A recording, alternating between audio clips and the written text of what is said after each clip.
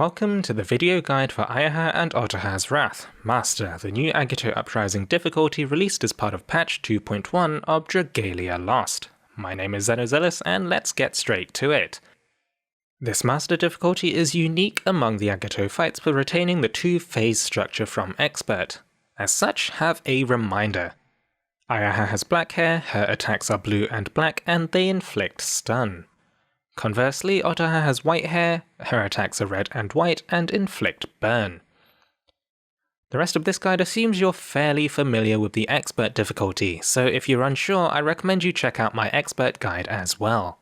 As with all Agito fights, mechanics may repeat, be skipped, or occur in a different order depending on the amount of damage being dealt to the boss. Let's get straight to it with Phase 1. Your old muscle memory of rolling back to bait the dashes will ruin your day. Phase 1 now opens with Hakkeyoi, targeting the furthest player to be trapped. The player caught in the trap also has their skills completely drained, but there is some leeway to activate a couple of buffs before the trap activates. Next is Chuchu Takokaina. Watch for a red telegraphed prison followed by a series of more red telegraphs. This is fairly easy to avoid, but being caught in the prison will result in a large amount of damage to the trapped player. Following this are the same purple dashes, but now both twins now target the same player with each set of dashes, so baiting them together is just a bit easier. Following this is Oshikura Manju. A player is targeted with a slow charging stack marker. Dodge a series of red telegraphs before stacking on this player. For each of the twins caught in the stack marker, they'll take about 100,000 damage, so do try to stack on a twin or both if possible. Quickly after Let's Play, you'll have to deal with Daruma-san ga Koronda. Ayaha has a fairly tame set of attacks with a red telegraph, but watch Otoha, the white-haired twin, closely. She'll dash towards a very small red circle telegraph. It does look fairly harmless, but actually getting hit by it will just straight up kill you. Steer clear or iframe this, or risk death. This is followed by a series of red and purple telegraphs by both enemies. Dodge and iframe these as necessary. And that's it for unique mechanics and variations in Phase 1. Phase 2 opens with an immediate Hana Ichi Monme. This is now a mechanic with quite a few moving parts. The lasers can now originate from all sides of the arena, so wait in the middle to see where they come from before running to drop the bomb AoE between the lasers. The laser targeted player is also targeted with a slow charging stack marker. The rest of the players will deal with the mechanic in the same way as in Expert. Avoid the butterflies and avoid killing your teammates with erroneous positioning if possible. The stack marker resolves a few seconds after the lasers, bomb and butterflies, so have some patience before stacking with the rest of your team. After this, you'll see Abukutatta Nietatta.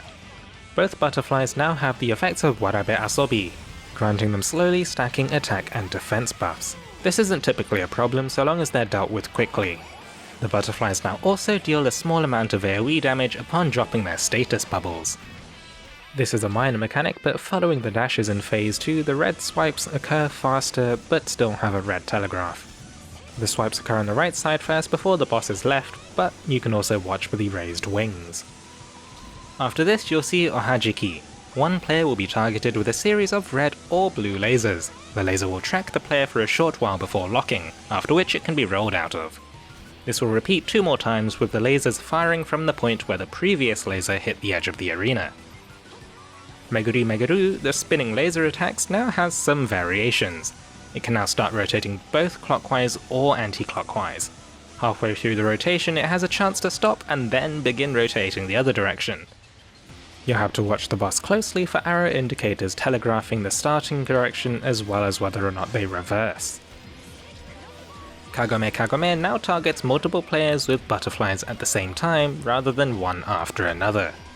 Closely following this is Onigoko, which is the same, followed by Kage Okuri, a new mechanic. Each player is targeted with a black butterfly and a purple marker. This drops tracking about a second before resolving, dropping a black bubble inflicting stun. Each bubble dropped on the boss inflicts about 50,000 damage as well as inflicting stun. After this, mechanics will repeat until the end of the fight, with some overlap depending on how long into the fight you get. And that's about it. Clearing the fight now comes down to just a bit of practice and maybe just a bit of Karina. Burn damage doesn't tick nearly as heavily now, so being burned as a stun resist character isn't nearly as lethal as it was in Expert. 4 Karinas are able to double buff their way to easy victory as before, so long as you don't fail at any lethal mechanics, but the cheese is no longer possible due to the Hakkeyoi opening, which is pretty refreshing.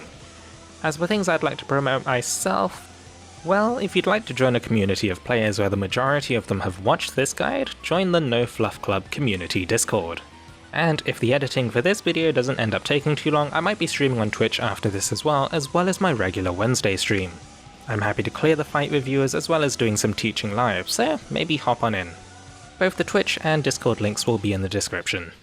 As always, take it easy, stay safe, and maybe I'll catch you on the battlefield.